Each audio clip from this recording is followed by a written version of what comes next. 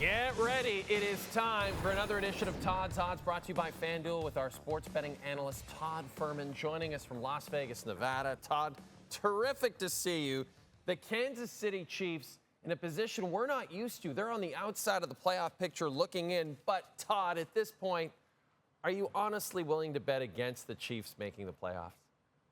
I mean, look, Jay, I know they're favorites at FanDuel to get back to the postseason for what feels like the 100th year in a row with Patrick Mahomes and Andy Reid, but there are legitimately things to be concerned about given what we've seen from this team. I mean, they weren't buttoned up last week coming out of the bye on the road against the Denver Broncos. A missed extra point from Harrison Butker loomed large when it could have changed the dynamic of the game had they gone up 20-16 instead of allowing Denver to come down the field and kick a field goal that tied it before they won it in the end of regulation. If I was betting into this market right now, I'd be much more inclined to take that plus 155 that Kansas City is home for the holidays. But ultimately, I do think the Chiefs figure it out. They get into the playoffs. But from a number standpoint, there is a shred of value on the no for Kansas City, given what they have in store this weekend, playing host to the Indianapolis Colts.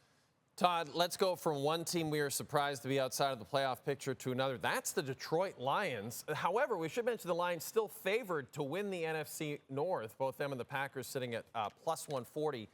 Do you see the Lions ultimately winning the division for the third straight season? I do, Jay. I think this is a team that's being a little bit overlooked because the offense hasn't been as dynamic as what we've grown accustomed to over the last couple of years. But as a result, it's the defense, in my opinion, that's really flown under the radar as they continue to deal with injuries. But if they get healthier on both sides of the ball, there's no doubt in my mind that they are the best team in the NFC North. Green Bay's offense looks like it's stuck in mud more often than not, and I think the absence of Tucker Kraft continues to loom large.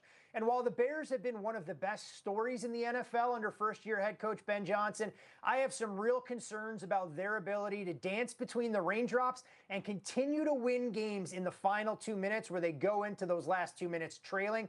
Look at the Lions on American Thanksgiving. If they beat the Packers at home, I think it's clear sailing for them to be crowned division champions. Finally, Todd, and I really want to caution you here because Canada's fragile, okay? Canada loves their Blue Jays. They lose the World Series in 7 games. Nobody's gotten over it, from what I can see. Being out on the street, Todd, everyone's still upset about it. So I really want you to be careful on this next one.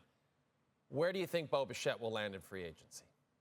Look, I think it's going to be real interesting because the more you read some of the Major League Baseball insiders and you listen to some of the comments that come anonymously from front offices, teams where Bo Bichette could end up don't see him as a franchise shortstop going forward. His bat's going to be too valuable to keep out of the lineup wherever he lands. So the question is, will Bichette look to move to, say, second base or third base where they don't place a premium on his defense?